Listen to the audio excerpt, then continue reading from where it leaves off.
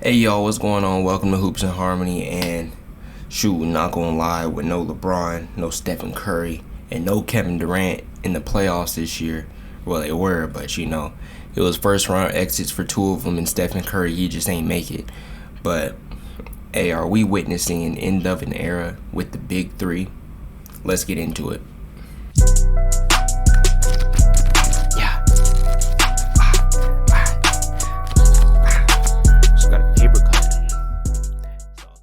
Now you might be wondering, why does this guy have on a headband? Well, it was because I don't have a lineup, and my current lineup looks pretty bad. But do you know who else was looking bad? My mom! No.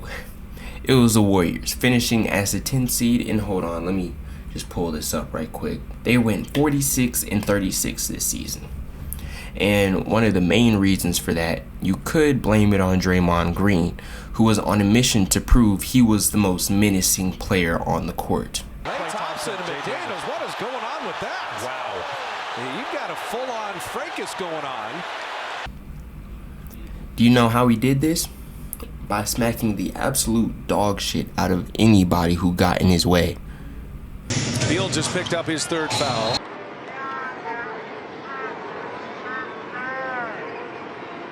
Oh man, well that's gonna be a flight route. Just trying to decide if they think it was. Now, Klay Thompson isn't safe either. While he is getting old, and while guys normally at his age do decline, he's in denial about it. In fact, he was on such a mission to prove that he was still the guy. He shot 0 for 10 in the play-in game against the Kings. Let's just take some looks at the clips right quick. Looking dizzy and Rolly, Tilly and Wendy join the crew.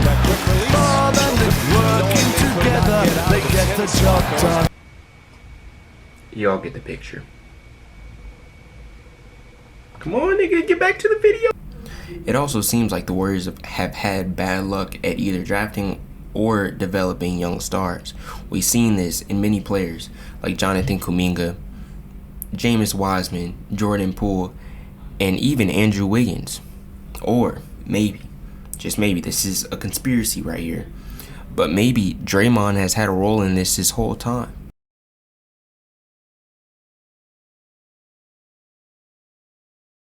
But really though, how much more does Stephen Curry need so that he won't have to carry his team all the time? Is it the scouting department? Is there a change that needs to happen in there?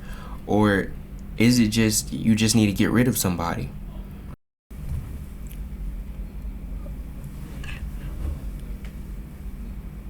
You know I had to put on the jersey for this one. Come on now, let's not play stupid or nothing. Come on. The Lakers this season have proved that they are one of the most resilient teams in the NBA.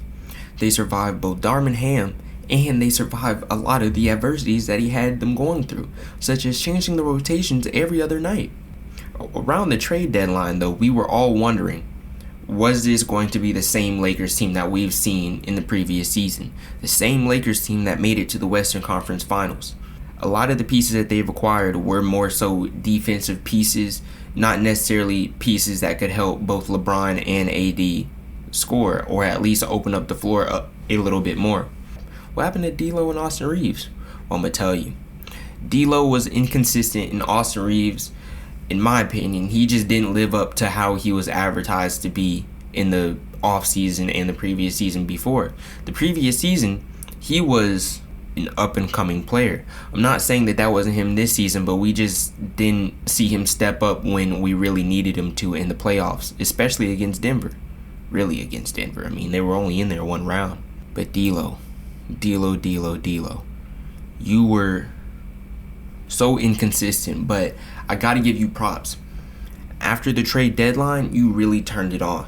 But in the playoffs, where was that? You did have a couple good games, I'm not even gonna lie. But in game 2, I think it was game 2. I don't know. I'll just correct it right here. But Darvin Ham, bro, if you still have your job next season, man, you need to come up with something, because in the 2 years that you've been in LA, you are 4-14 against the Denver Nuggets. Getting beat on historic nights too. I didn't forget that. When they unveiled the Kobe statue, tough. But AD, I can't even talk about you, man. You had a great season. You had a career high 76 games. You only played 70 plus games in your career 3 times. But that play in the last game, season on the line. Hold on, I'm just gonna pull up the clip. It's kind of hard to see what happened here. The bump right there with Porter, and then down he went. Did not fall, and it was the bump. I don't know how that hurt you that bad to where you're laying face first on the ground. That's kind of crazy. But in all, it's safe to say, LeBron, this is not your fault. Next up, we have Kevin Durant, one of the best scorers the league has ever seen. His pull-up jumper is so clean. Man, squeaky clean. He makes it look so effortless. But I'm not glazing though. Pause. But to be honest though, for him to be immortalized in NBA history as one of the best to ever do it, he has to get at least 1 to 2 more rings before he retires, just so he can say that he did it without Stephen Curry, because that's the only team that he really won with. Now mind you, KD has been a part of some stacked teams his whole career, being a part of the Oklahoma City Thunder, the Golden State Warriors, the Brooklyn Nets with James Harden and Kyrie Irving, and now the Phoenix Suns with Bradley Beal and Devin Booker. All big 3 teams. With the Suns, you know, like I just said, it was no exception. The Suns on paper looked to be one of the best teams in the West. But Devin Booker just had to say something. He went on to say, I mean, saying it respectfully, I don't know how teams are going to guard us. the Suns' big 3 missed so much time that their chemistry, it just wasn't there. And it really showed big during the playoffs.